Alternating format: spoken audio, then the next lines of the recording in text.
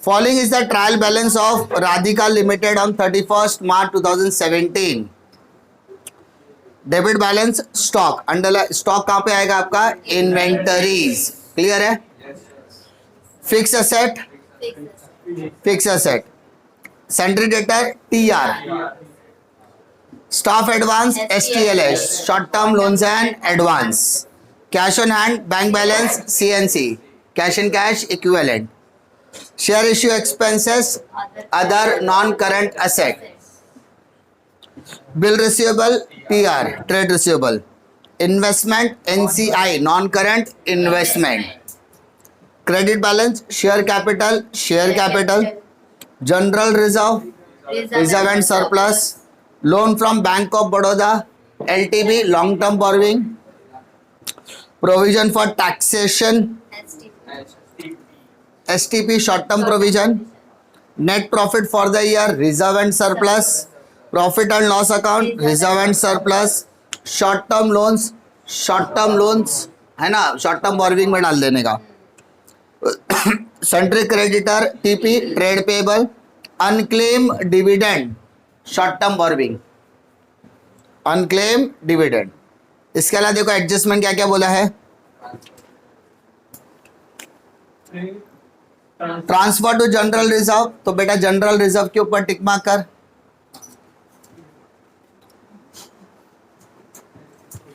उसके बाद second, directors recommended 6% dividend. भाई साहब डायरेक्टर ने डिक्लेयर नहीं किया है, it is just a recommendation, इसलिए इसका कोई इफेक्ट नहीं आएगा। दिमाग में बैठ रही है भाई? रिकमेंडेशन कुछ भी हो सकता है, अप्रूव हुआ क्या? नहीं, तो रिकमेंडेशन का कोई वैल्यू नहीं है। यस और नो? तो भी अगर आपको लिखने का मन करता है तो जहां पर सम खत्म होता है वहां पे लिखना नोट, NOTE नोट, वहां पे लिखना director recommended 6% dividend has no liability over there, मतलब कोई भी लायबिलिटी उसकी बनेगी नहीं, because it is just a recommendation. Yes और नो? नेक्स्ट बोलो, आउट ऑफ द डेटर्स, तो बेटा डेटर पे टिक मार्क कर। इंफॉर्मेशन, यस और नो?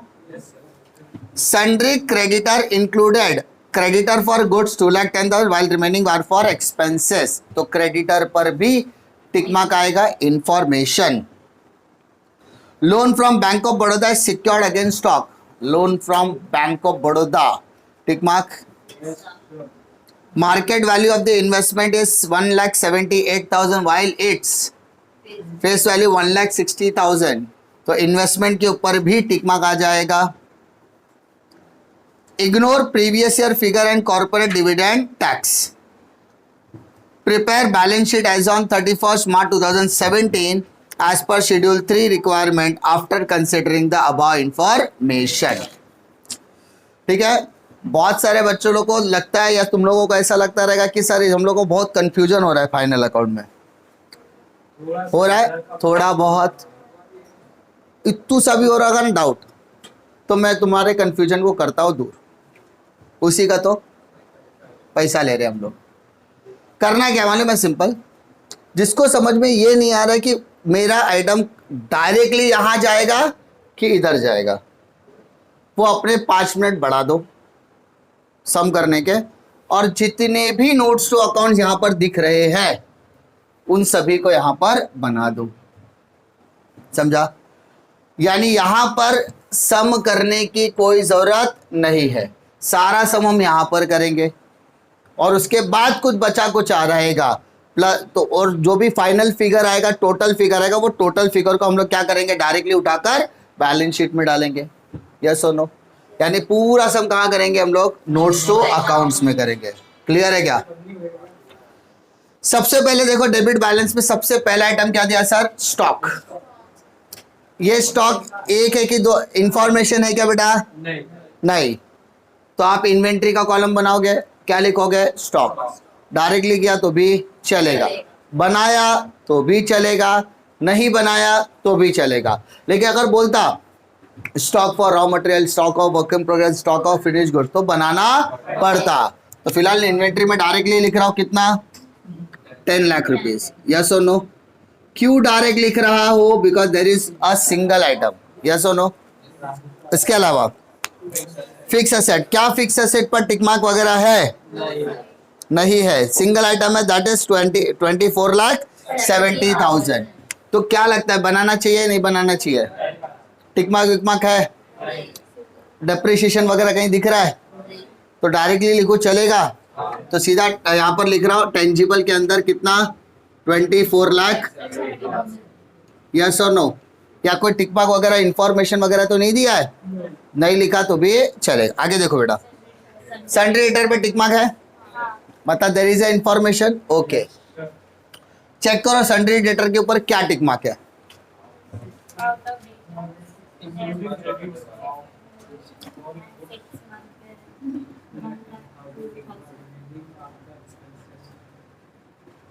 ठीक है, पढ़ा गया? क्या क्या बोलता है बेटा?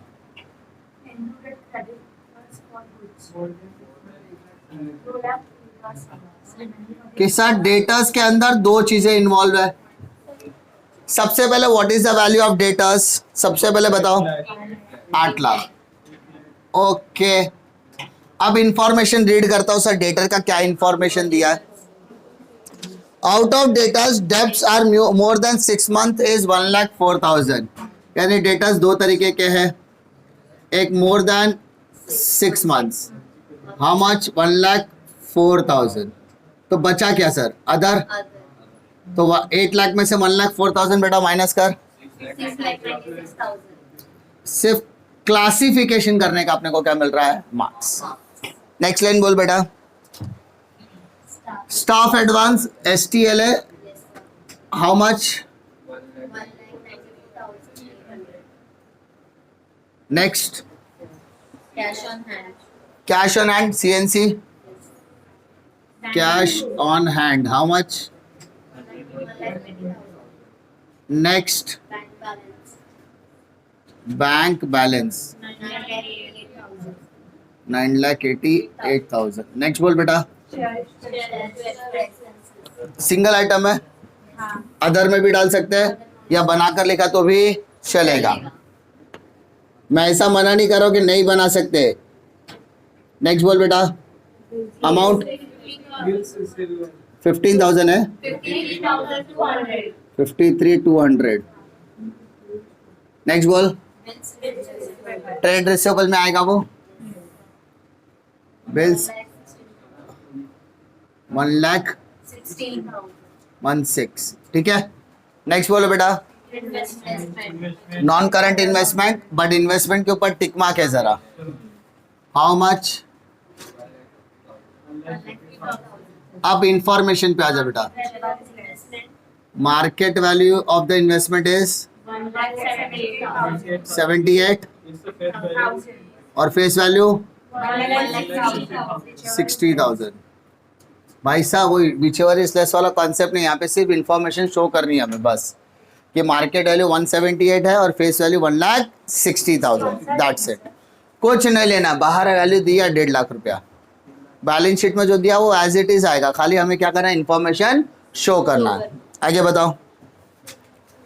Share capital, authorise, subscribe, paid up, ऐसा कुछ भी बोला है क्या? नहीं, बट हमें तो लिखना पड़ेगा। Authorised, issued, subscribed and paid up. How much? 40 lakhs. 40 lakhs what value है ना, बट नंबर ऑफ शेयर्स बोलो। 4 lakh. नहीं 4 lakh. 40,000. 40,000 Yes, sir. Equity shares of rupees 100 each. How much? 40 lakh. आ गया ना आपका इक्विटी शेयर कैपिटल 40 लाख। आगे बताओ बेटा। General reserve. टिक मार्क है क्या बेटा? हाँ, हाँ sir. इनर कॉलम में डालना। General reserve how much? 1,40,000. Okay, एक लाइन छोड़ेंगे हम लोग। Next, Loan bank by Baroda. Loan from bank of Baroda. भाई साहब को टिक मार्क है क्या? हाँ sir. How much? Bank of Baroda how much? 6 lakhs. 6 lakh. अब इंफॉर्मेशन पढ़ो बेटा, Is secured against stock. खाली यहाँ पे लिखने का मार्क्स मिल रहा है मालूम है? Secured against stock, that's it. लिख समझा क्या? Yes, sir. Next, Provision for taxation. कुछ नहीं। Provision for taxation, short term provision, provision for taxation, how much? 22,000. 23, 22. 22,000। Next, Net profit for the year. Net profit इस साल का है, हाँ है ना? उसके नीचे पीएनएल भी दिया, तो पहले लिखते हैं net profit for the year 5,40,000. 5 lakh. 40,000. Okay, उसके नीचे पीएनएल भी दिया है Yes, sir. 2 lakh. 2 lakh rupees, तो टोटल हो गया बाद 7 लाख। 40,000. यस और नो? Yes, sir. ओके, आगे बोलो। Short term loan, short term borrowing में डाला तो भी चलेगा बेटा। Short term loan, how much? 1 lakh. Next line, Sundry creditors. Sundry creditors, 2 lakh 80,000. कितना बोला? अच्छा, अमाउंट 2 लाख, 80,000. बट इंफॉर्मेशन देखो क्या बोलता है। Sundry creditors. 11 lakh 10,000. एक तो गुड्स के लिए है हाँ. And other for expenses. बेटा गुड्स के लिए क्या है? 2 lakh 10,000.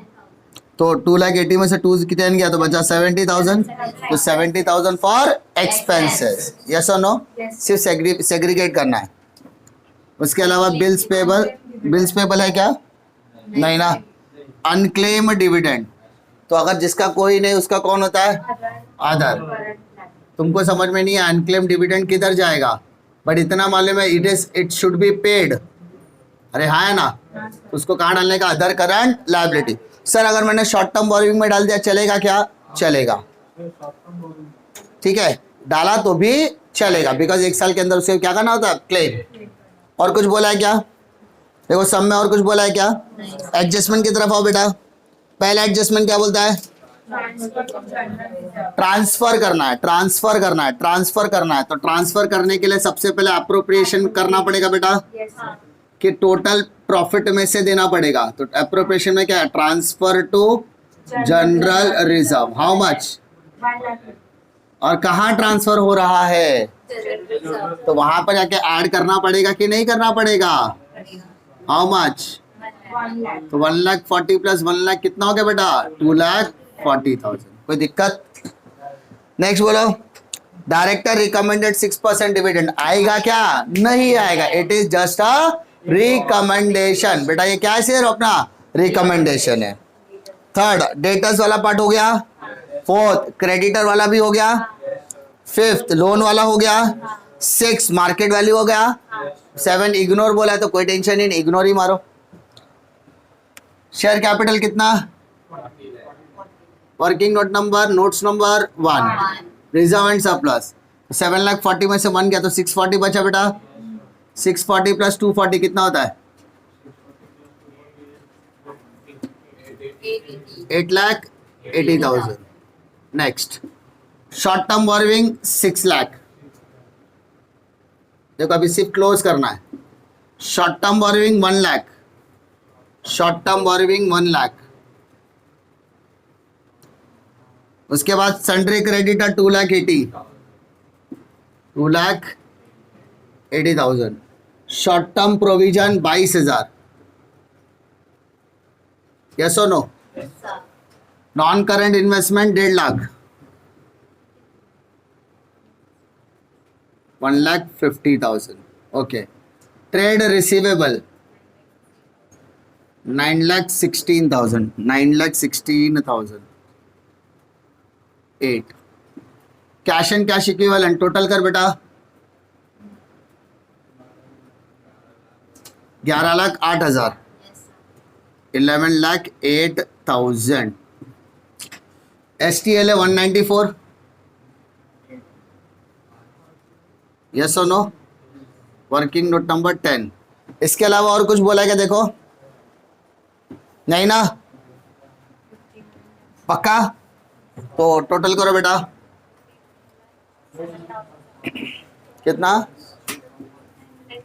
59 लाख। चेक कर, सबका सेम आना चाहिए। 59,07,000।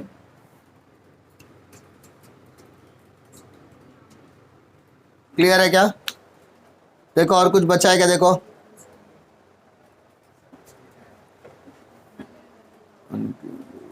अनक्लेम डिविडेंड 10,000 है क्या? ये भाई साहब अनक्लेम डिविडेंड 10,000 है, करेक्शन कर लो जरा। तो 59,07,000 उसमें से 25 माइनस करके प्लस 10 कर या 15 माइनस कर खाली 58 लाख। 58 लाख। अब इसका देखो असेट का टोटल 58,92,000। ठीक है, देखो ये सब एज कम्पेयर टू प्रीवियस जितना भी हमने किया उससे ज्यादा इजी लगेगा। क्यों? क्योंकि हमने ज्यादातर अकाउंट्स यहाँ पर ही कर डाले। तो तुम करो वही, बैलेंस शीट बनाओ, जितने भी आपको नोट्स टू अकाउंट्स लग रहे हैं सबको धड़ाधड़ बनाए डालो, क्योंकि बनाना तो है ही। एक आध एक्स्ट्रा बन गया तो क्या तकलीफ है? नहीं बन, जैसे यहाँ पे मैंने डैश मार दिया, तुम भी डैश मार देना। और ज्यादातर सम कहाँ से करेगा? यहाँ पे। फिर बाद में लास्ट में टोटल करने बैठेगा, शेयर कैपिटल टोटल किया, अमाउंट उठा के इधर लिखो, रिजर्व सरप्लस टोटल किया, उसका अमाउंट उठा के यहाँ पे लिखो। बस याद रखना सही नंबर आना चाहिए। रिजर्व सरप्लस 2 पे तो 2 पे ही रहना चाहिए, हाँ है ना? तो उससे क्या होगा कि तुम्हारा को टाइम बचेगा, और जब भी पेपर सॉल्व करने के लिए बैठोगे, बोर्ड में भी जाओगे, बोर्ड पहले सम अगर फाइनल अकाउंट अगर आ गया या आगे पीछे आ गया, इतना तो कंफर्म है बैलेंस शीट आएगा। फॉर्मेट पहले बना देने का, उससे क्या होगा? थोड़ा सा टाइम बचाने की कोशिश करने का। बच रहा है तो बचाओ, नहीं बच रहा तो कोई बात ही नहीं है। ठीक है, तो उससे क्या होगा? जल्दी जल्दी सम हो जाएगा। क्लियर है क्या इस सम में? पक्का?